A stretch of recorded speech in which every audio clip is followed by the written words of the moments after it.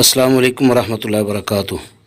حرمت رسول صلی اللہ علیہ وآلہ وسلم تاریخی خطبہ جمعۃ المبارک حافظ عبدالقادر روپڑی رحمۃ اللہ علیہ کا آپ سن رہے ہیں ہمارے یوٹیوب چینل الایثار 313 سے۔ حرمت رسول صلی اللہ علیہ وآلہ وسلم۔ آپ نے بارات میں پڑھ لیا، آپ سب جانتے ہیں۔ وہ مسئلہ یہ ہے کہ رسول کا اقرار مطلب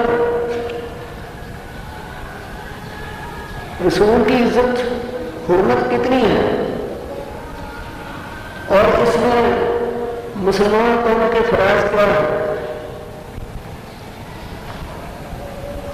سیدھی سی بات پر تو اچھی خطبہ مختصر ہوگا انشاءاللہ، اس لیے کہ خطبے کے بعد نیلے گنج میں جلسہ ہوا اسی مضمون پر، وہاں بھی جانا ہے۔ اس کے بعد شعبان مسجد میں بھی جلسہ ہوا ہے۔ مختصر گزارش ہے کہ اللہ کے رسول کا احترام، عزت، حرمت کتنی ہے، ایسی ہے کہ ہمارا اس میں کیا کردار ادا ہونا چاہیے، ہمیں کیا ہوتا ہے۔ بس یہ کہ اللہ کو خالق ہے، خالق کے بعد پوری دنیا، میں اس کا اب احترام، عزت، حرمت کس کی بات کر رہا ہوں؟ حضرت محمد رسول اللہ۔ پوری دنیا، ساری کائنات، کئی مرتبہ کہا ہے ساری دنیا، نبی بھی ہم نے آئے، فرشتے بھی آئے، جن انسان ہیں، جب سارا جہان کہہ دیا خدا کی سارا مخلوق کہہ دیا تو باقی کو کوئی نہ رہا۔ سب کی عزت آدم ایک طرف اور حضرت محمد رسول اللہ کی عزت آدم ایک طرف، سارے جہان سے، ساری دنیا سے نبی کی عزت آدم ہو جائے۔ لیکن اتنی عزت آپ قرآن سے پوچھیے، فرمایا اذ اخذ اللہ میثاق النبیین لما آتیتکم من کتاب وحکمۃ ثم جاءکم رسول مصدق لما معکم وتؤمنون بہ ولتنصرونہ۔ یہ آیت آپ نے بے شمار مرتبہ علماء سے سنی ہے، ترجمے میں اس کا سنا ہے کہ اللہ تعالیٰ نے تمام نبیوں سے وعدہ ہوا، سارے نبیوں سے۔ النبی پر جو ابلان ہے، نبی اس کا معنی سارے نبیوں سے، آدم سے لے کے عیسیٰ علیہ السلام تمام نبی اللہ نے اسے وعدہ دیا، لما آتیتکم من کتاب وحکمۃ، میں تمہیں کتاب بھی دوں گا، حکمت بھی دوں گا، تمہارا شان ضرورت کا ٹھیک ہے۔ ثم جاءکم رسول، تمہاری نبوت جاری ہو، تمہاری کتابیں موجود ہوں، تمہاری شکل و شریعتیں جاری ہوں، تم میرے نبی ہو۔ لیکن ثم جاءکم رسول، پھر وہ آئے گا وہ سب سے بڑا نبی ہے۔ یہ سب سے بڑا کس کے معنی ہے جی؟ جو رسول کی لام پر دو پیشے ہیں نا، اس کا معنی ہے کہ سب سے بڑا نبی، تمام جہان سے، نبیوں سے بھی بڑا، سب کا سردار۔ مصدق لما معکم، وہ تمہاری تصدیق کرے گا کہ تم ٹھیک اللہ کے رسول ہو۔ قرآن میں تصدیق ہے والذین یؤمنون بما انزل الیک وما انزل من قبلک آمن الرسول بما انزل الیک والمؤمنون کل آمن باللہ وملائکتہ وکتبہ ورسلہ لا نفرق بین احد من رسلہ۔ یہ پیغمبروں کی تصدیق ہو، تلک الرسل فضلنا بعضهم علی بعض، یہ رسولوں کی جماعت ہے، بعض کو بعض پر فضیلت دی ہے، علاوہ بے شمار آتے ہیں۔ ہمارے نبی نے ان کی تصدیق کی ہے، وہ ٹھیک اللہ کے نبی ہے۔ فرمایا لتؤمنن بہ ولتنصرنہ، وہ تمہاری تصدیق کرے گا، لیکن جب وہ آئے گا، اے میرے پیغمبروں تمہارے فرائض کیا ہے؟ تو لتؤمنن بہ ولتنصرنہ، یاد رکھنا پھر تمہاری شریعت ختم ہو جائے گی، تمہارے قانون منسوخ ہو جائے گا، تمہاری شریعتیں ساری منسوخ ہو جائے گی، نبوت تمہاری رہے گی، شان نبوت تمہارا رہے گا۔ لیکن یہ یاد رکھنا تمہاری شریعت ختم ہو گئی، تمہارا قانون ختم ہو جائے گا، لتؤمنن بہ ولتنصرنہ، اس نبی پر ایمان لانا ہوگا ولا تنصرون اور اس کی مدد کرنی ہوگی. قال اقررتم اللہ نے فرمایا کیا تم نے اقرار کیا؟ کتنا زوردار اقرار ہے. اللہ فرماتا ہے اقررتم تم نے اقرار کیا واخذتم على ذلك مصری اور میرا وعدہ پکڑ لیا. قالوا اقررنا سب نبیوں نے اقرار کیا کہ اللہ اگر ہماری زندگی میں وہ نبی آ گیا تو ہم اس کی تابعداری کریں گے اور اس کی ہم مدد بھی کریں گے. قالوا اقررنا قال فاشهدوا فرمایا پھر گواہ رہو اچھی طرح ایک دوسرے پر. وَأَنَا مَعَكُمْ شَاهِدٌ میں بھی گواہ ہوں اس وعدے پر کہ میں نے تم سے جو وعدہ لیا. اتنا زبردست وعدہ غور کیجیے کتنا مقام اونچا ہے کہ پہلے نبی شریعتیں منسوخ کتابیں منسوخ قانون منسوخ فرمایا فمن تولی بعد ذلک یہ تو لیا نا وعدہ. اب اگر کوئی وعدہ خلاف کرے خلاف اس وعدے پر پکا نہ رہے تو ذرا الفاظ قرآن کی جو خدا نہ فرمائیے فمن تولی بعد ذلک فاولئک هم الفاسقون. اگر کوئی شخص وعدہ کرنے کے بعد اس کو پورا نہیں کرے گا نبوت تمہاری باقی نہیں رہے گی. شرط یہ ہے میں تمہارے نبی رہنے کی تمہارے مقام نبوت کی کہ تم محمد رسول اللہ پر ایمان لاؤ اس کا احترام کرو. اللہ تعالیٰ نے اتنی بڑی شان اتنا بڑا مقام نبی علیہ السلام کا عطا فرمایا کہ سارے نبی بھی محمد رسول اللہ کی امت میں آ گئے. ایک ہے دوسری جگہ فرمایا کہ ایمانداروں انا ارسلناک شاہدا ومبشرا ونذیرا میں نے نبی بھیجا ہے تم پر شاہد بھی ہے نذیر بھی ہے مبشر بھی ہے. وداعیا الی اللہ باذنہ اور اللہ کی طرف بلانے والا اللہ کے حکم سے. اب تمہیں کیا حکم ہے تعظموہ وتوقروہ فرمایا نبی کی عزت کرو اور نبی کا احترام کرو. یہ اللہ تعالیٰ نے حکم دیا قرآن مجید میں. تو حاصل یہ ہے کہ نبی کا احترام اتنا بڑا ہوتا ہے کہ اس کی کوئی قیمت نہیں دنیا میں.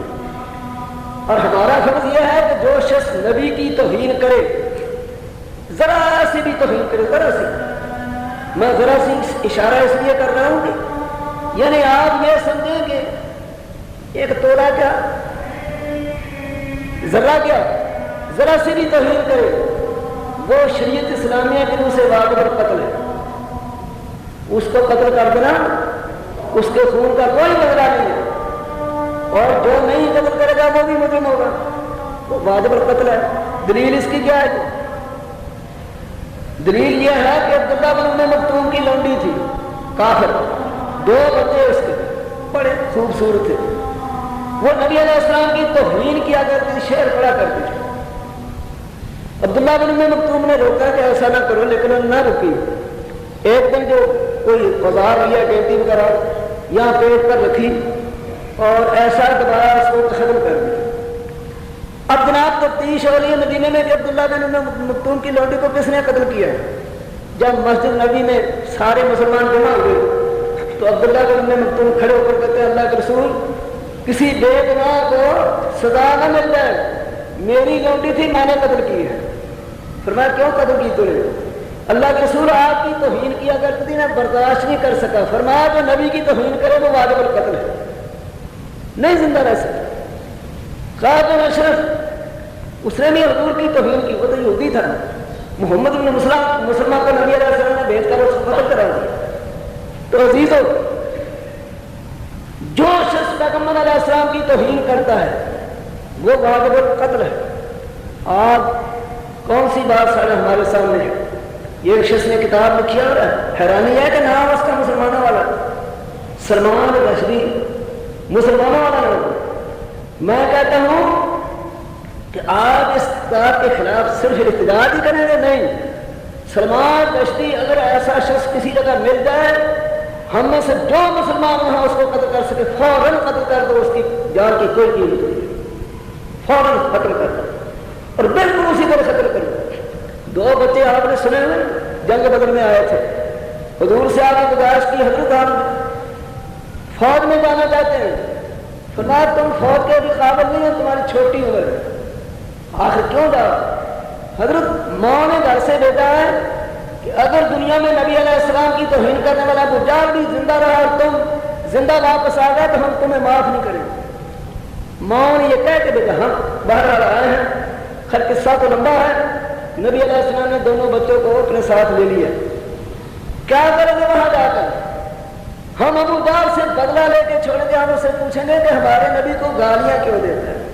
اس خبیث نے نبی علیہ السلام کو گالیاں دی, صحابہ کو گالیاں دی, نبی علیہ السلام کی بیویوں کو گالیاں دی. اگر ہمارے ملک کے مسلمانوں کے نزدیک مسلمان نبی کا احترام نہیں کرتے تو پھر آپ نمازیں چھوڑ دیں, روزے چھوڑ دیں.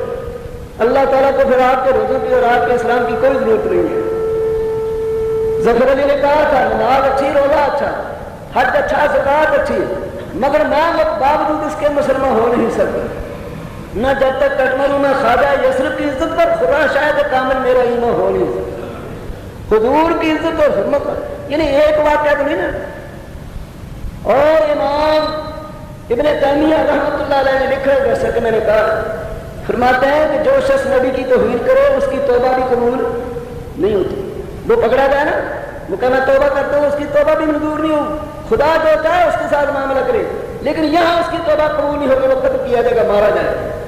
اور آج آپ نے اخبارات میں پڑھا کہ جو شخص قتل کر دے نہ, ہاں اس شخص کو جس نے نبی علیہ السلام کی توہین کی ہے, جو شخص کو قتل کر دے اس کو کیا نام دیا جائے گا؟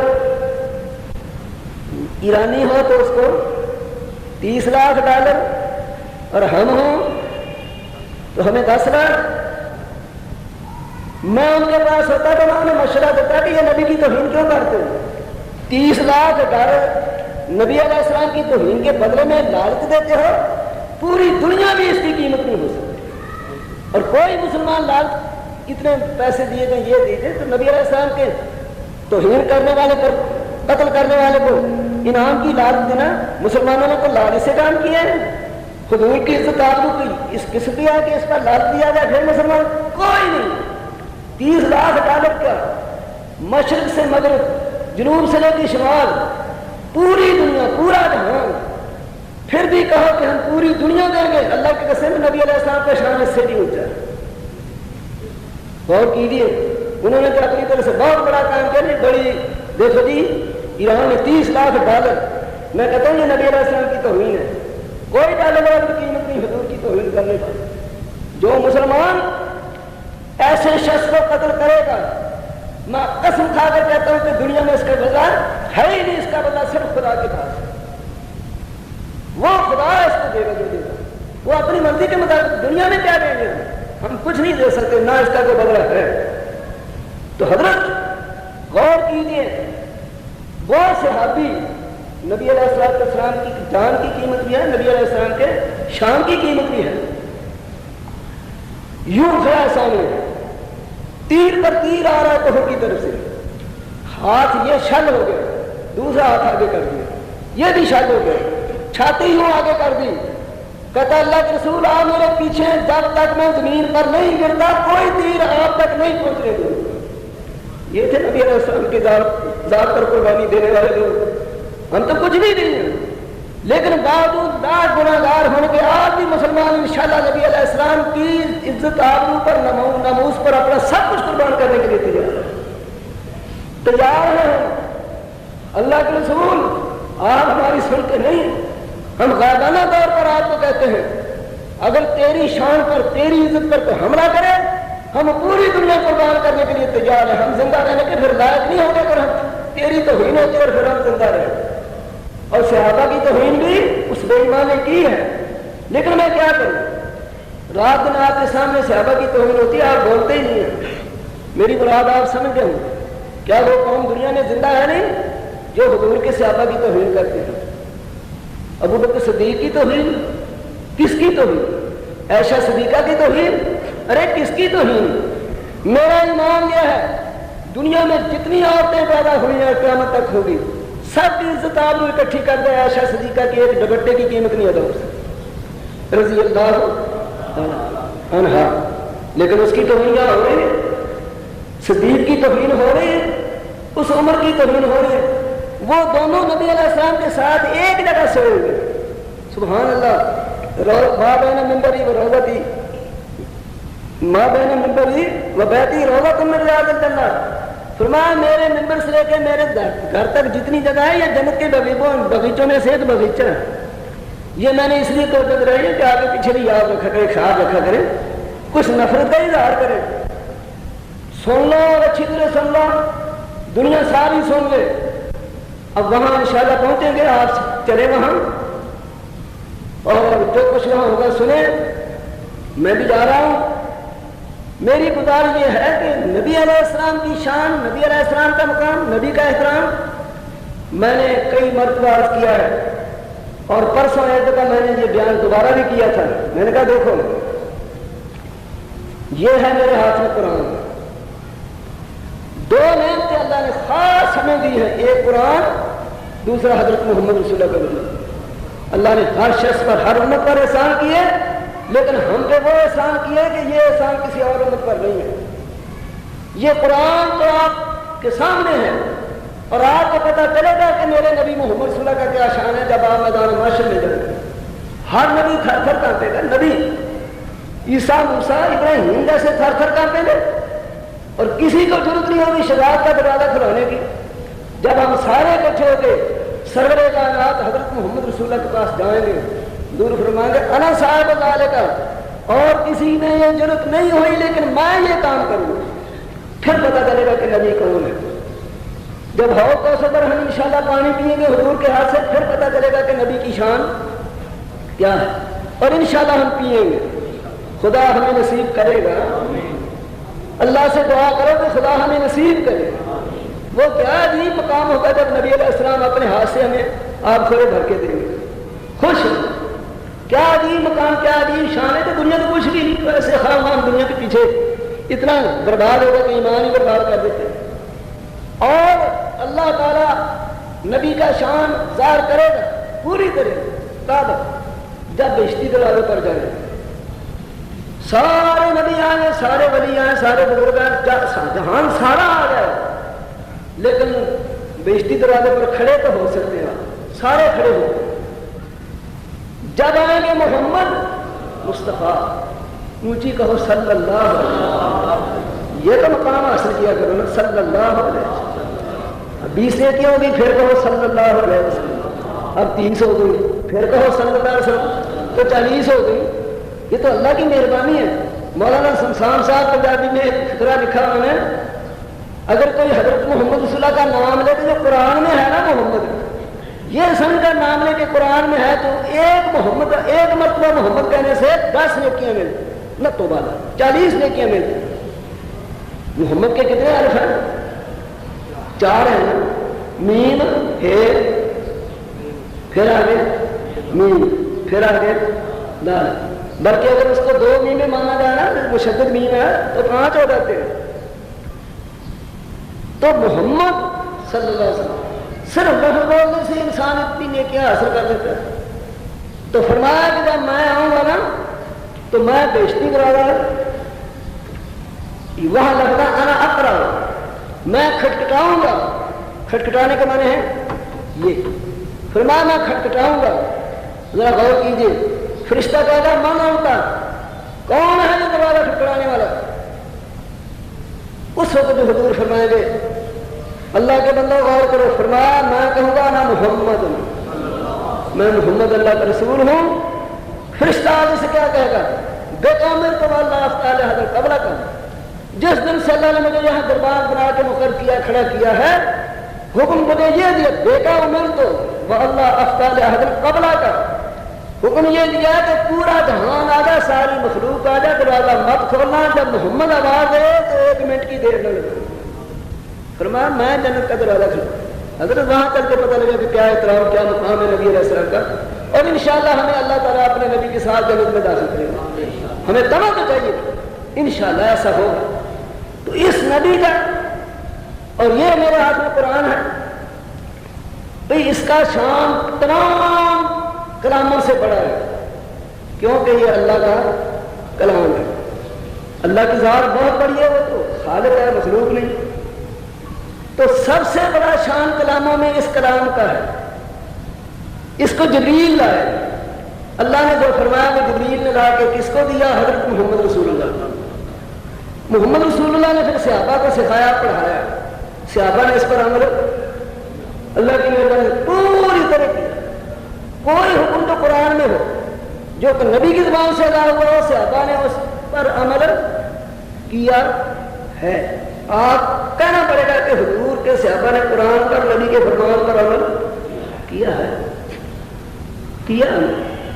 اور آپ سوچ رہے ہیں کہ ہم کرتے ہیں یا نہیں، تو ہمیں سوچنے کی بات ہے، ہم اس کو مانتے ہیں یا نہیں۔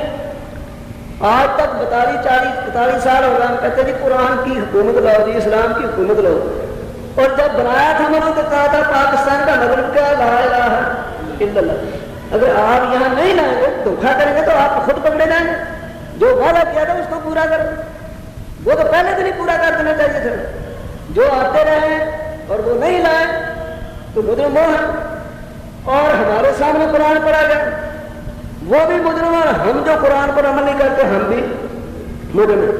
بہرحال قرآن مجید کا شان سارے کلاموں سے اونچا ہے، اور حدیث نبوی جو قرآن مجید کی تفسیر ہے، ذرا غور سے بات سنو، دوسرے نمبر پر اس کا شان ہے۔ پہلا نمبر قرآن کا شان، اور دوسرے نمبر پر ایمان نبی علیہ حدیث نبوی۔ شان کے اعتبار سے حدیث کا نمبر 2 ہے، قرآن کا نمبر پہلا ہے۔ دوبارہ پھر میں بات کرتا ہوں، اگر شان دیکھا جائے تو قرآن کا نمبر پہلا ہے اور نبی کے فرمان کا نمبر دوسرا ہے، وہ نبی کی زبان سے نہ ہو۔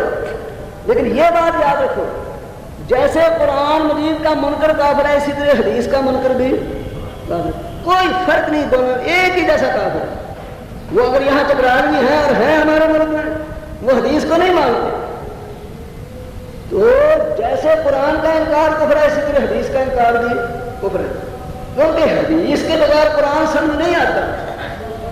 قرآن اللہ کا کلام 30 پاروں کا، اس کی تفسیر کون کرے گا؟ زبان سے بھی اور اپنے عمل سے کس نے تفسیر کی؟ محمد رسول اللہ۔ عائشہ صدیقہ یہ پوچھو کہ ام المومنین نبی علیہ السلام کی سیرت بیان کرو کیا ہے، تو ام المومنین نے ایسا جواب دیا ماشاءاللہ کہ سارے جتنے تھے سب اس سے ہی ختم کر دیا۔ کہنے لگی کہاں خلق القرآن، تم مجھ سے نبی کی سیرت پوچھتے ہو، نبی کی سیرت قرآن تھا، جو قرآن کہتا تھا وہ نبی علیہ السلام کرتے تھے، وہی فرماتے تھے۔ دیکھو نا، میں نے ایک مرتبہ عرض کیا تھا، ایک صحابی کے دروازے پر نبی علیہ السلام آئے تو کہا السلام علیکم، ادخلو، گھر والوں تم پہ سلام ہو، میں آ رہا ہوں، کوئی جواب نہیں آیا۔ پھر دوسری مرتبہ فرمایا، پھر جواب نہیں آیا، پھر تیسری مرتبہ فرمایا، پھر کوئی جواب نہیں آیا۔ نبی علیہ السلام واپس ہو، صحابی جلدی سے نکلا اندر سے، اتنی جلدی نکلا کہ وہ قدر بھی سنبھالنے لگی۔ کہتا اللہ کے رسول میں اندر موجود تھا، فرمایا میں نے السلام علیکم کہا اور اجازت طلب کی، جب کوئی آواز نہ آئی تو میں سمجھا اندر، بات سمجھنے کی کوشش کیا کریں، اس میں بڑے مسئلے ہیں بہت سے، میں سمجھا اندر کوئی، تم آسانی سے کہہ دیتے کہ نبی عالم الغیب تھے، سب جانتے تھے، تو جو یہ کہتا ہے میں سمجھا اندر کوئی، تم جھوٹے ہو، نبی سچا ہے، نبی کا فرمان، ساری دنیا جھوٹی ہو سکتے ہیں، نبی سچا ہی سچا ہے، اس کی تو ہر بات سچی، اشارہ بھی سچا، فرمان میں نے سمجھا اندر کوئی نہیں۔ تو حضور آپ واپس کر تشریف لے گئے، فرمایا میں خود نہیں واپس کیا، مجھے قرآن نے واپس کیا۔ دیکھا نبی کی سیرت قرآن ہے، جو قرآن کا حکم ہے نبی اس پر عمل کرتا ہے، اور صحابہ نے قرآن پر اور نبی کے فرمان پر عمل کیا مکمل۔ تو خیر میں یہ کہنا چاہتا ہوں کہ شان کے اعتبار سے تو قرآن کا نمبر پہلا ہے اور حدیث کا نمبر دوسرا۔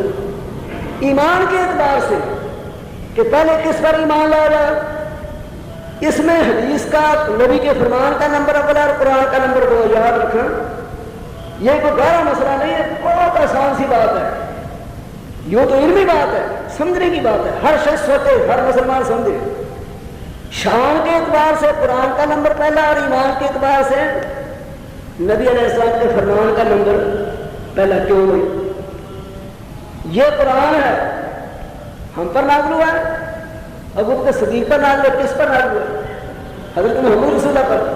تو کس نے یہ بتایا کہ یہ قرآن اللہ کا کلام ہے؟ پہلے نبی کی زبان پر ایمان لاؤ، پھر قرآن پر ایمان لانے کا نمبر آئے گا، ورنہ ہم قرآن کو قرآن نہیں مانتے جب تک نبی نہ کہے یہ قرآن ہے۔ سمجھنا اس بات؟ میں نے کوشش کی ہے بالکل عام فہم کر دے۔ ہم خدا کو خدا نہیں مانتے جب تک نبی نہ فرمائے، ہم جنت اس کو مانتے ہی نہیں جب تک نبی نہ فرمائے۔ جب قرآن ہی نہیں مانتے ہم، نبی فرمائے گا تو ہم قرآن مانیں گے، نہیں فرمائے گا نہیں مانتے۔ ایمان پہلے نبی پر آئے گا تو پھر قرآن مجید پر ایمان کا نمبر آئے گا۔ اگر نبی پر ایمان پہلے نہ ہو تو پھر قرآن کا نمبر ہی نہیں آتا۔ ایک شخص مجھے، میرا خیال ہے آپ بات سمجھ گئے، ایک شخص مجھے کہتا ہے قرآن میں جو ہے ذالک کتاب لا ریب فیہ، یہ کتاب اس میں کوئی شک نہیں، تو آپ کیوں نہیں پھر مانیں گے؟ میں نے کہا یہ ذالک کتاب لا ریب فیہ، یہ ایت ہے نا قرآن کی۔ ہاں، میں نے کہا میں اس کو ایت نہیں مانتا جب تک نبی نہ فرمائے۔ میں ذالک کتاب لا ریب فیہ کو قرآن لا ریب فیہ اس کو قرآن کی ایت نہیں مانوں گا جب تک وہ نہ فرمائے جس پر نازل ہوگی۔ تو اللہ کے بندوں، نبی یوں یاد رکھیے، کوئی شخص نبی کی شان میں بکواس کرے، کوئی کتاب لکھے، کوئی مسلمان اس کو برداشت کرے وہ بھی کافر ہے، جو حکومت اس کو برداشت کرے وہ بھی، اس میں کوئی کسی کے لیے رعایت نہیں ہے۔ بات کیا ہے آپ نہیں جانتے، اس میں کوئی کسی کے لیے روح رعایت نہیں ہے۔ اور 30 لاکھ ڈالر یہ تمام ہم نبی علیہ السلام کی حرمت پر جان دیں گے بغیر کسی تمام، ہم نہیں کسی سے ڈر کیا چیز ہے، یہ تو دنیا کی لعنت دولت ہے، اس کو تو ہم یعنی نبی علیہ السلام کی توہین ہے۔ نہ 30 لاکھ نہ 10 لاکھ، انشاءاللہ تعالی ہمارے ہاتھ میں جائے آواز، اور جہاں وہ ہے اگر حکومت پاکستان اس کو یہاں لا سکتی کسی قانون کے روح سے، یہاں لا کے 1 منٹ کے لیے اس کو برداشت نہیں کریں گے۔ جس نے توہین کی تھی کس کی؟ حضرت محمد رسول اللہ کی۔ میں اس بے ایمان کو راجپال سمجھتا ہوں، معلوم ہے آپ کو راجپال، جس نے نبی علیہ السلام کی توہین میں کتاب لکھی تھی، اگر دوبارہ راج پر آیا ہے تو انشاءاللہ ہمارے نوجوانوں میں علم دین بھی بہت سے ہوں، غازی علم دین بے شمار اللہ کے وجہ سے موجود ہے۔ تجربہ کرنا تو کر کے دیکھ لو، ہمیں تو نظر نہیں نہ آتا۔ اگر آج ایک راج پار ہے تو آج اللہ کے وجہ سے غازی علم دین بھی موجود ہے، ہمارے جوانوں میں موجود ہے، جان کی قربانی دے دیں گے لیکن اس بے ایمان کو چھوڑیں گے جہاں بھی ہو۔ میں فتویٰ دیتا ہوں، وہ ایران نے فتویٰ دیا ہے جی، فتویٰ دینے کے بعد ہمارے شیخ الاسلام علامہ ابن تیمیہ نے فتویٰ دیا ہے، جو آج میں اخبارات کو دوں گا، کہ جو شخص نبی علیہ السلام کی توہین کرے، میں پہلے بیان کر چکا ہوں، پھر دوبارہ دہراتا ہوں، مشرک کی توبہ قبول ہے، ہر گناہ گار کی توبہ قبول ہے، ایسے بے ایمان کی توبہ بھی قبول نہیں ہے۔ آپ کہیں گے توبہ کا دروازہ بند کر دیا، اللہ جو چاہے اس کے ساتھ اپنے پاس معاملہ کرے، اس کی توبہ قبول کرے یا نہ کرے، ہم نہیں اس کی توبہ قبول کرے۔ وہ اگر ہم آ جائے یا کسی مسلمان کے سامنے آ جائے اور وہ کہے کہ میں اپنے گناہ سے توبہ کرتا ہوں، اس کی توبہ بھی نہیں۔ اتنا بڑا بے ایمان، اتنا بڑا شریر، اللہ تعالیٰ ہمیں توفیق دے کہ جہاں نبی علیہ السلام کی عزت اور ناموس کا مسئلہ آ جائے وہاں سب کچھ قربان کرنے کی تیار ہے۔ اور یا اللہ ہم گناہ گار تو ہیں، ہمارے تو بے شمار گناہ ہیں، لیکن ہم تجھے دعا کر کے اللہ کہتے ہیں جو شخص تیرے نبی کی توہین کرے گا ہم اس کو مٹانے کے لیے سب کچھ حق قربان کر دیں گے۔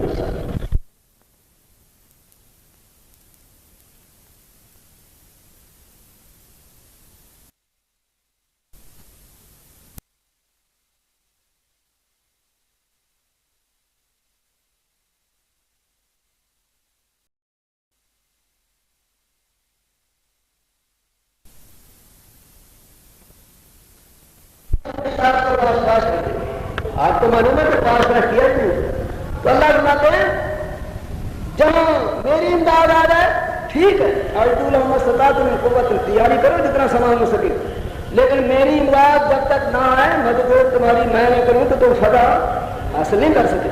خدا کا فضل ہے، عروج ایسی طاقت جو ملک دنیا میں دوسرے نمبر پر سمجھی جاتی ہے، جس کے ساتھ जर्मनी का डिक्टेटर भी मुकाबला नहीं कर सकता।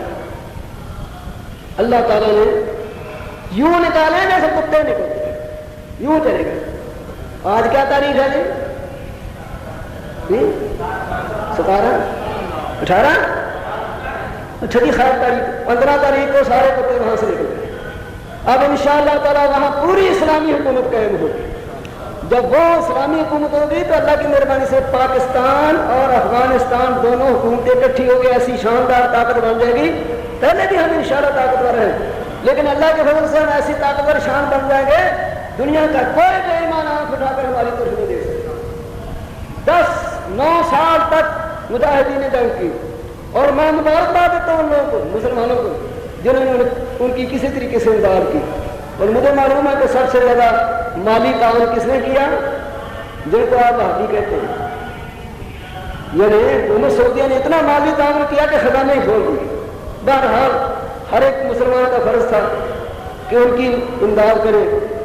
और एक और बात कह दूं, जितना ज़ियाल हक की पॉलिसी ने अल्लाह के फजल से काम किया उतना किसी ने नहीं किया। आज आप कहते हैं, उसका नाम भी नहीं लेते, हम यूं कर रहे हैं, हम यूं कर रहे हैं। शेर जब शिकार करता है, मारता है, तो बच जाओ किया नहीं, शेरानी मारी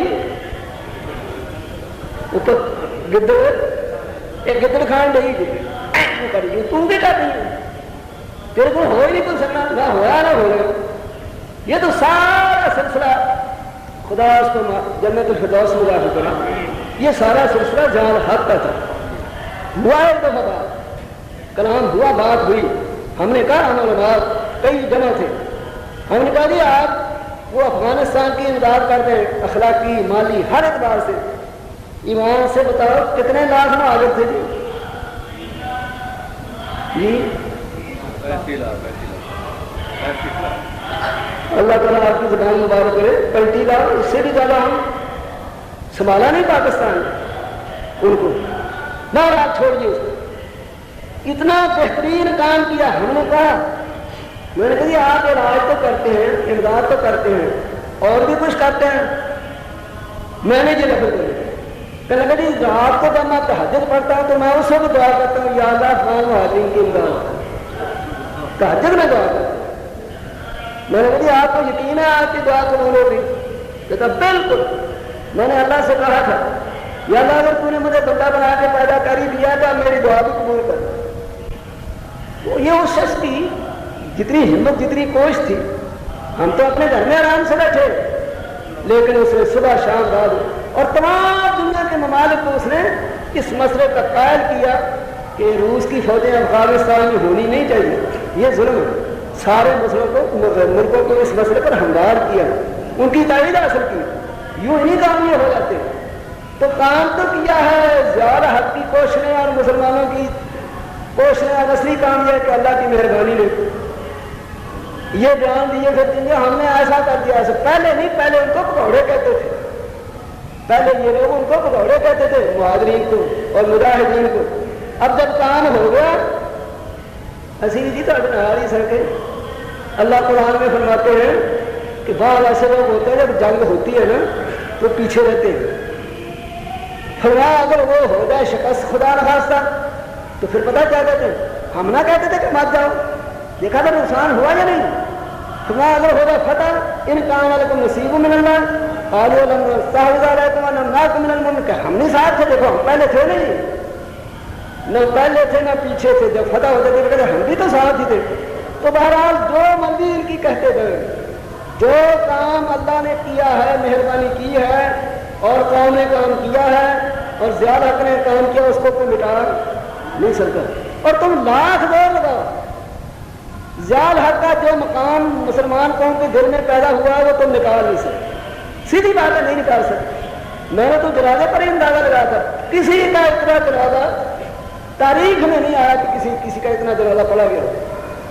हालांकि हम तो जरा मारूफ थे, लोग जानते थे, फिर भी बड़ी मुश्किल से कब्रिस्तान का कब्र तक पहुंचे। और शाह फहद ने रियाद से आके बैतुल्लाह में जनाजा पढ़ा और इमाम काबा ने जनाजा पढ़ा। 2 मरतबा तो उसका जनाजा किसने पढ़ा? बैतुल्लाह में, एक बादशाह ने और एक इमाम काबा ने।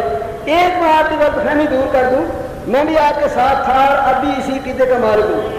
کبھی وہ یہ کام کرتا تھا، قبروں پر چادریں چڑھاتا تھا، یہ کرتا تھا، وہ کرتا تھا. جی میں بھی آپ کے ساتھ ہوں. جو جرم ہے اس کا وہ مجرم تھا. 6 روز پہلے شہید ہونے سے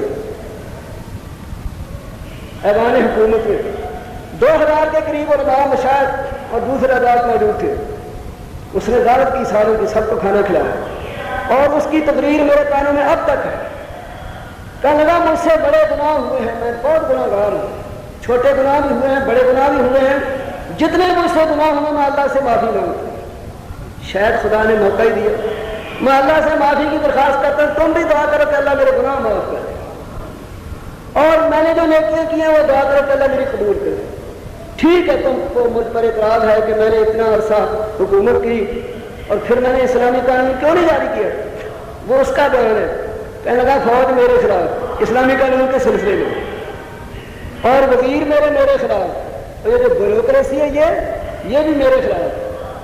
اور ناراض نہ ہونا، سب سے زیادہ میری مخالفت کرنے والے اسلامی قانون لانے میں مولوی ہوں. آپ نے میری مخالفت کی. میں کہتا ہوں یہ قانون لاؤں، نہیں جی ہمارا ادھر قانون پڑا ہوا ہے. پھر میں کہتا ہوں اچھا یہ لاؤں، تیسرا کہتا جی ہماری فقہ بھی یہ پڑی ہوئی ہے. میں کہتا ہوں اچھا وہ ادھر، یہ ہماری بھی فقہ ادھر ہے موجود. کیسے آپ ایک فقہ لائیں گے دوسرے؟ میں حیران تھی، یا اللہ قرآن ایک کلمہ، ایک مسلمان، ایک بابا، ایک اللہ، ایک تو نبی.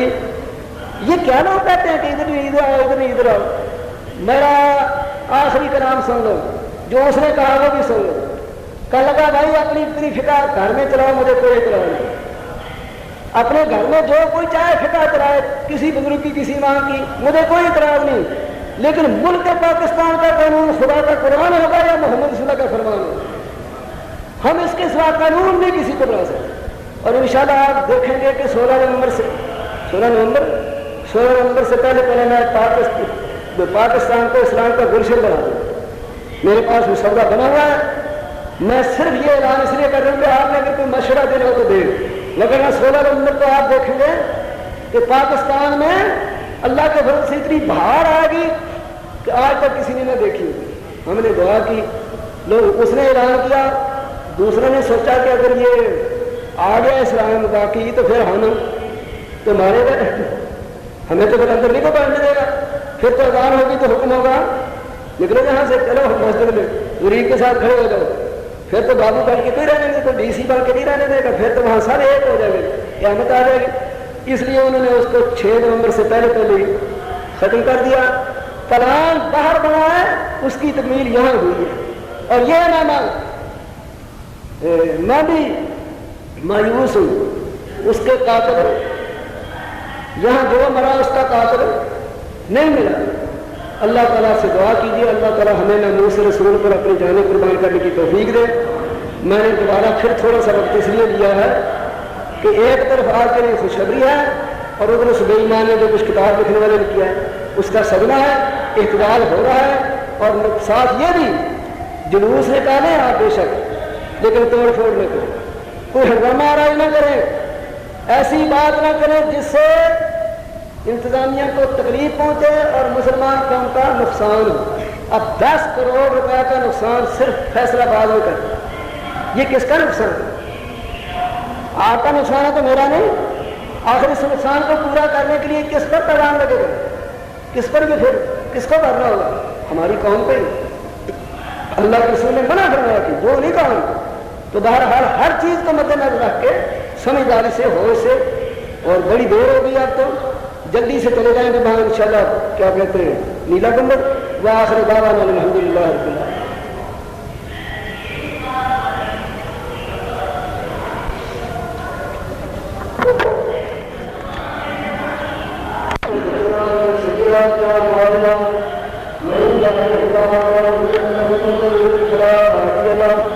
ونشهد أن لا إله إلا الله وحده لا شريك له ونشهد أن محمدا عبده ورسوله.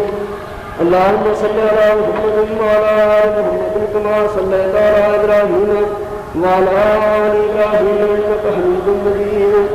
اللهم بارك على محمد وعلى آل محمد كما باركت على إبراهيم وعلى آل إبراهيم إنك حميد مجيد. أما بعد فإن أحسن الحديث كتاب الله وأحسن الهدي هدي محمد صلى الله عليه وسلم وشر الأمور محدثاتها وكل محدثة بدعة وكل بدعة ضلالة وكل ضلالة في النار. أعوذ بالله من الشيطان الرجيم. بسم الله الرحمن الرحيم. إن الله يأمر بالعدل والإحسان وإيتاء ذي القربى وينهى عن الفحشاء والمنكر والبغي يعظكم لعلكم تذكرون. سبحان ربك رب العزة عما يصفون وسلام على المرسلين والحمد لله رب العالمين.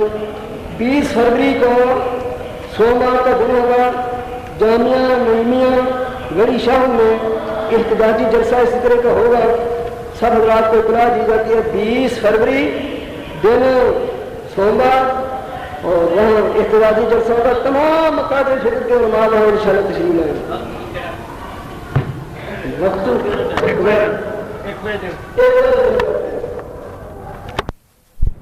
اب اللہ تعالیٰ نے اپنا پیغام بھیجا ہے حضرت محمد مصطفیٰ صلی اللہ علیہ وسلم کے لیے. اگر ہم ان کی اطاعت نہیں کریں گے, ان کی پابندی حکم کی نہیں کریں گے, تو ظاہر ہے ہم خدا کے راستے سے بچ جائیں گے, کسی اور راستے پر چل نکلیں گے. خدا تعالیٰ ارشاد فرماتے ہیں یا ایھا الذین آمنوا اطیعوا اللہ واطیعوا الرسول ولا تبطلوا اعمالکم. اے ایماندارو, اطاعت کرو اللہ کی اور اس کے رسول کی, اور اپنے عملوں کو باطل نہ کر دینا. یہاں پر غور فرمائیں کہ صاف فرمایا کہ اطاعت کرو اللہ کی اور اس کے رسول کی, یعنی اللہ کی اطاعت ہو ہی نہیں سکتی جب تک اس کے رسول صلی اللہ علیہ وسلم کی اطاعت نہ کی جائے. اور جب آپ رسول اللہ صلی اللہ علیہ وسلم کی اطاعت نہیں کریں گے, اللہ تعالیٰ فرماتے ہیں کہ اپنے عملوں کو باطل نہ کر دینا, ضائع نہ کر دینا. تو فرمایا کہ اب تک آپ اللہ کی تابعداری, اللہ کی اطاعت کے لیے حضور صلی اللہ علیہ وسلم کی اطاعت نہیں کریں گے, وہ اطاعت ہوگی ہی نہیں. اور اگر آپ یہ دونوں نہیں کریں گے تو آپ کے سارے عمل باطل ہو جائیں گے, یعنی ضائع ہو جائیں گے. خدا کے نزدیک ان کی کوئی حیثیت ہی نہیں. باطل ہونے کا تو یہی مطلب ہے ختم. جو مرضی آپ کر لیں, جیسا مرضی آپ عمل کر لیں, اس میں کتنی بھی آپ عبادت کر لیں, اگر رسول کی اطاعت رسول اللہ صلی اللہ علیہ وسلم کے حکم کے مطابق نہیں ہے تو پھر آپ کی اللہ تعالیٰ کے ہاں وہ سارے عمل باطل, کوئی اس کی ویلیو نہیں, مقدر نہیں.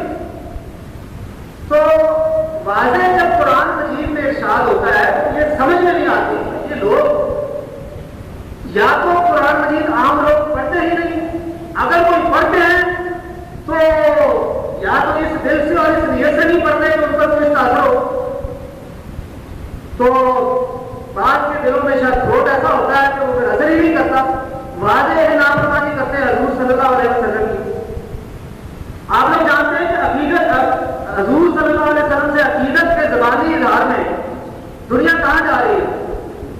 یہاں تک زبانی عقیدت کا اظہار کیا جا رہا ہے کہ اصل احکامات کو بھول کر شرک تک پہنچے ہوئے ہیں, اور زبان میں یہ کہتے ہیں کہ ہمارے جیسا حضور صلی اللہ علیہ وسلم سے عقیدت کرنے والا کوئی نہیں, اور وہ صریحاً اسلام کی خلاف ورزی کر رہے ہیں.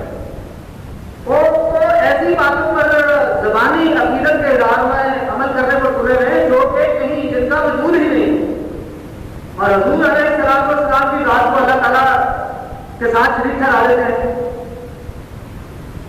ایک تو یہ گروپ ہے, ایک دوسرے صاحبان ہیں, دوسرے دوست ہیں جو تقلید کے شکنجے میں جکڑے ہوئے. ان دوستوں سے سوال کریں کہ یہ واضح آیت ہے, ایک نہیں آیات تو بے شمار ہے قرآن مجید میں. اللہ تعالیٰ 12 یہ فرماتا ہے کہ رسول اللہ صلی اللہ علیہ وسلم کی اطاعت کرنی ضروری ہے. اگر آپ نے خدا کی اطاعت کرنی ہے تو وہ حضور صلی اللہ علیہ وسلم کی اطاعت کے بغیر ہو ہی نہیں سکتی.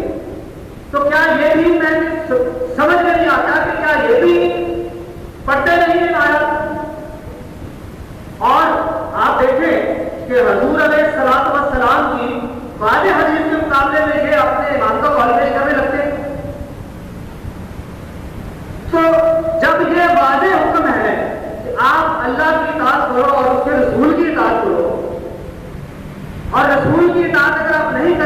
آپ کے عمل باطل ہو جائیں گے تو ان بھائیوں سے پوچھنا چاہیے آپ جو حضور علیہ السلام کی حدیث کو چھوڑ کر آپ دوسری چیز پر عمل کرتے ہیں یا دوسری چیز کو ترجیح دیتے ہیں تو کیا آپ کے عمل اس آیت کے ذمن میں نہیں آئیں گے؟ کہ آپ کے عمل بھی باطل نہیں ہو جائیں گے؟ بڑا یہ سوچنے کا مقام ہے. یہ تو اللہ تعالیٰ کسی کو ہدایت دے اور یہ اتنی صلاحیت دے. ویسے آج کل اللہ تعالیٰ کا فضل ہے کہ نوجوان اور پڑھے لکھے طبقے میں بات کی جائے سمجھائی جائے تو پہلے سے زیادہ رجحان ہے اور حق بات کو سمجھتے ہیں. تو سب سے بڑی بات یہ ہے کہ زندگی اور جو ہے انسان کی اس پر یہ پابندی لگا دی گئی ہے کہ آپ نے اگر خدا کی اطاعت کرنی ہے تو پھر آپ کو رسول کی اطاعت کرنی ہوگی. بغیر اس کے آپ خدا کی اطاعت ہو ہی نہیں سکتی. بلکہ حضور صلی اللہ علیہ وسلم کی مخالفت کرنے والوں کا تو انجام ہی بڑا غلط بتایا گیا. قرآن مجید میں اللہ تعالیٰ 4 فرماتے ہیں الذین یخالفون عن امرہ ان تصیبہم فتنۃ اور یصیبہم عذاب الیم. یعنی وہ لوگ جو رسول اللہ صلی اللہ علیہ وسلم کی مخالفت کریں گے وہ سب فتنے میں مبتلا ہو جائیں گے اور ان کے لیے بڑا ہی دردناک عذاب. یہ بھی واضح حکم ہے حضور کی مخالفت نہ کرنے کا. قرآن مجید کی آیت ہے, خدا تعالیٰ کا ارشاد ہے. اب آپ دیکھیں کہ کیا مسلمان جو کہ چھوڑے بیٹھے ہیں حضور صلی اللہ علیہ وسلم کی اطاعت کو, کیا وہ فطرے میں مبتلا نہیں؟ آپ اس کو چاہے عالمی سطح پر دیکھ لیں, مسلمان عالم کو لے لیں, چاہے صرف پاکستان کو دیکھ لیں, کیا یہاں فطرے میں مبتلا نہیں ہے؟ کیا سندھ میں آپ دیکھیں کیا حالات ہیں؟ صوبائی اصلیت کے نعرے ہیں, گروہی تقسیمیں ہیں, لسانی جھگڑے ہیں. یہ فطرے نہیں تو کیا؟ اور کتنا کی چیزوں کو کہا جائے گا. مسلمان دنیا میں متحد ہی نہیں ہو سک رہے, علیحدہ علیحدہ ہے, اختلافات ہیں ان کے. کوئی ملک کسی ملک کے ساتھ ملنے کے لیے تیار نہیں ہے اور آپس میں جنگوں میں مبتلا ہے. یہ سب فتنے ہیں. یہ فتنے کیوں ہیں؟ یہ واضح ارشاد ہوتا ہے قرآن مجید میں کہ یہ فتنے اس لیے ہیں, فتنوں میں اس لیے بپا ہے کہ حضور علیہ السلام کی مخالفت کرتے ہیں, ان کی اطاعت نہیں کرتے, تو ظاہر ہے یہ فتنے میں مبتلا ہو گئے. یہ بات فتنوں سے اسی وقت بچا جا سکتا ہے کہ حضور علیہ السلام کی مخالفت نہ کی جائے. پھر یہ ہے کہ نہ صرف یہ فتنے میں مبتلا ہوں گے بلکہ یہ سخت عذاب میں دیا جائے گا. اللہ تعالیٰ فرماتے ہیں وہ سخت عذاب دیا جائے گا. عذاب یہاں دیکھ لیجیے کہ دنیا میں بھی عذاب میں مبتلا ہے مسلمان مجموعی طور پر. ظاہر ہے ہمارے حالات آپ دیکھ رہے ہیں کہ غلبہ اسلام کا کتنا زیادہ ہے اور کفار کا کتنا زیادہ ہے. تو یہ اللہ تعالیٰ کے راستے کو اور اس کے رسول صلی اللہ علیہ وسلم کے راستے کو چھوڑ کر ہم ان چیزوں میں فطرے میں مبتلا ہوئے.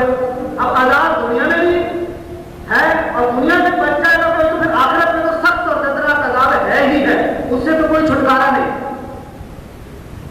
تو یہ واضح جب وہی واضح اللہ تعالیٰ احکامات دیتا ہے تو پھر بھی مسلمان اگر بھٹکے تو پھر اس کے ایمان کی کمزوری ہے اور اس کا ایمان ناقص ہے.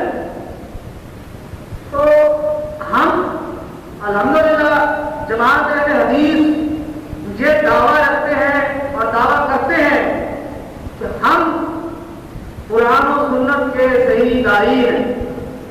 ہمارا مرکز براہ راست اللہ تعالیٰ کے رسول حضرت محمد صلی اللہ علیہ وسلم ہے. ہم براہ راست قرآن و سنت کے پیروکار ہیں. یہ بات تو ٹھیک ہے, ہمارا نعرہ بھی ٹھیک ہے اور اس میں کوئی شک نہیں کہ داعی جماعت اہل حدیث ہے. لیکن میں کچھ چیزوں کی طرف توجہ دلانا چاہتا ہوں. بڑے دکھ کی بات ہے کہ جو قرآن و سنت کے داعی ہیں ان میں ہی آپس میں اختلافات موجود ہیں, وہ کئی گروپوں میں تقسیم ہیں. ہم لوگ تو لوگوں کے اختلافات ختم کرنے والے ہیں اور ہم ہی میں اختلافات ہیں. یہ ایک بڑے دکھ کی بات ہے. میرا خیال میں کوئی جماعت کا بزرگ, کوئی نوجوان اس کو سخت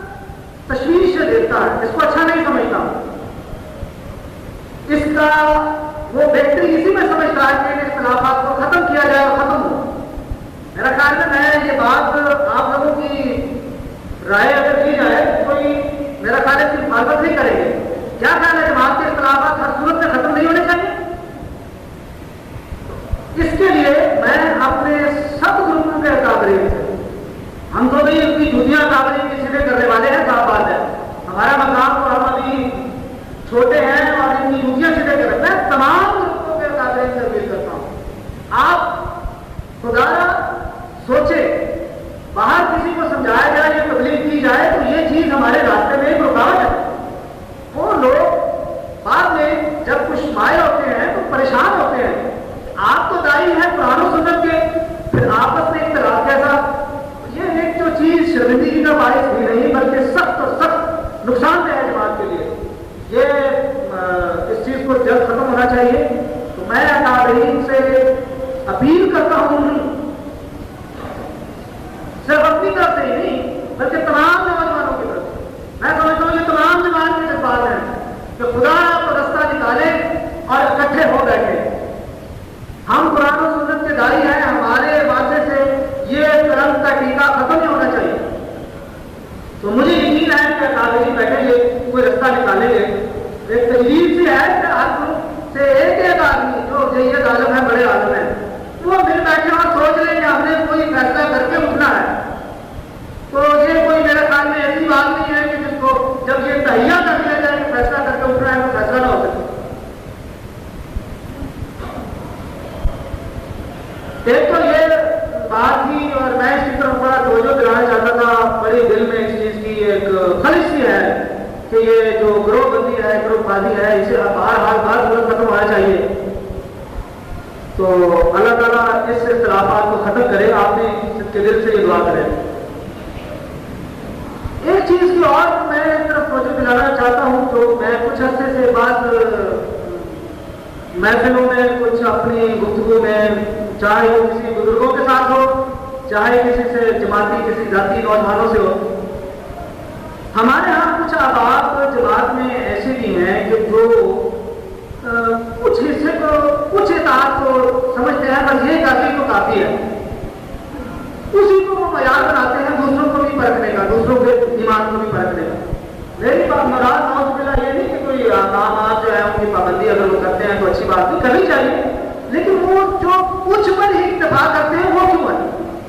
کچھ پر اکتفا کرنا، باقی کو نظر انداز کرنا، یہ بھی ایک غلط چیز ہے. سارے احکامات کی پابندی کرنا ہی حضور علیہ السلام کی پھر ہی اطاعت صحیح ہوتی ہے. تو ہمارے احکامات جو ہیں کچھ جو ایسے بھی ہیں جن کی طرف ہماری توجہ ہی نہیں ہے. اب وہ تو ایسے احکامات ہیں جن جو جماعتی لیول پر، جو جماعتی بنیاد پر اس پر توجہ ہونی چاہیے.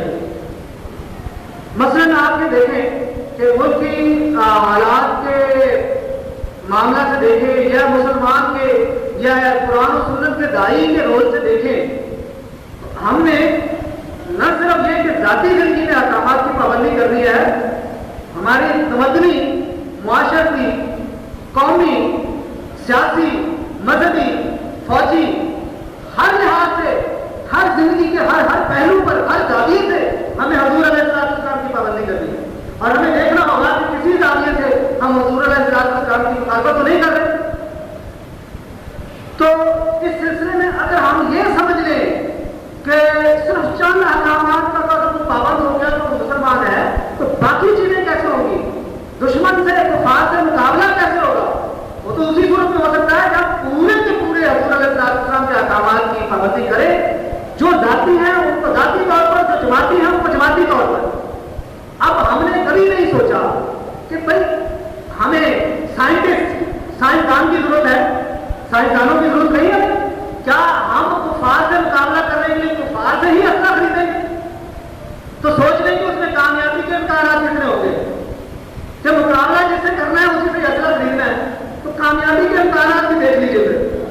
تو اسی لیے آپ دیکھیں ہمیں سائنٹسٹ یعنی سائنسدان کی بھی ضرورت ہے، ہمیں ڈاکٹرز کی بھی ضرورت ہے. ہمیں یہاں ڈاکٹر بھی چاہیے، ہمیں انجینئرز بھی چاہیے یہاں پر.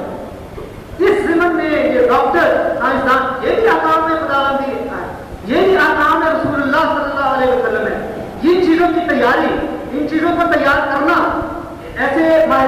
پیدا کرنا یہ بھی احکام اطاعت رسول ہے، کیونکہ یہ جب آپ یہ سب چیزیں نہیں ہوگی تو آپ اللہ کا پیغام دنیا کو دینا ہے، اس کے راستے میں جو رکاوٹیں ہیں ان کا مقابلہ کیسے کریں گے؟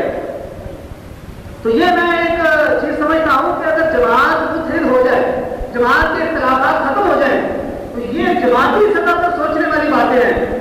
آپ دیکھ لیں کہ مخالف قوتیں جو ہیں وہ کتنا زور پکڑ رہی ہیں اور معاملات جو ہیں وہ ان کے حق میں پہلے سے زیادہ بہتر ہے کہ وہ زور پکڑ رہی ہے اور ہم میں اختلاف ہے، ہم کمزور ہو گئے۔ تو یہ سب باتیں جو ہیں ان پر فوری توجہ کی ضرورت ہے۔ مزید وقت ضائع کریں گے تو پھر میرا خیال ہے ہم خدا اور اس کے رسول کے سامنے نہ سرخرو نہ ہو سکیں گے، بلکہ اپنا بھی بیڑا غرق ہی کر لیں گے۔ تو آج ایک تو یہ کہ بارش کی وجہ سے میرا خیال ہے آپ دوست تشریف نہیں لا سکے، مہاراج جتنے دوست آپ تشریف لائے ہیں میں سب کا مضمون بڑی میری حوصلہ افزائی ہوئی ہے۔ تو کچھ پہلی دفعہ میں آج اس طریقے سے خطبے کے لیے حاضر ہوا ہوں، تو اس لیے جو باتیں میں کہہ سکتا تھا، جو دل میں تھی، جو خیال تھا وہ آپ لوگوں کے سامنے کر دیا۔ آپ یہ دعا کیجئے کہ آئندہ زندگی میں مجھے علم حاصل کرنے کا اللہ تعالیٰ نہ صرف شوق پیدا کرے بلکہ مجھے علم سے نوازے، تاکہ میں ایک خادم دین ہونے کی حیثیت سے خدمت ادا کر سکوں۔ دین میں جو علم حاصل ہونا ہے وہ خدمت کے لیے ہے، دین کی خدمت کے لیے ہے، اس میں ظاہر و تکبر اللہ تعالیٰ نہ پیدا کرے، اور اللہ تعالیٰ آپ لوگوں کو اور مجھے معاف فرمائے، ہمارے گناہ معاف فرمائے۔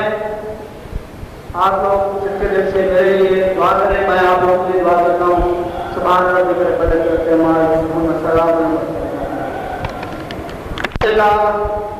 الحمد للہ نحمده ونستعینه ونستغفره ونؤمن به ونتوکل علیہ ونعوذ باللہ من شرور انفسنا ومن سیئات اعمالنا، من یهده اللہ فلا مضل له ومن یضلل فلا هادی له، ونشهد ان لا الہ الا اللہ وحدہ لا شریک له، ونشهد ان محمدا عبدہ ورسولہ۔ اللهم صل علی محمد وعلی آل محمد کما صلیت علی ابراہیم وعلی آل ابراہیم انک حمید مجید۔ اللهم بارک علی محمد وعلی آل محمد کما بارکت علی ابراہیم وعلی آل ابراہیم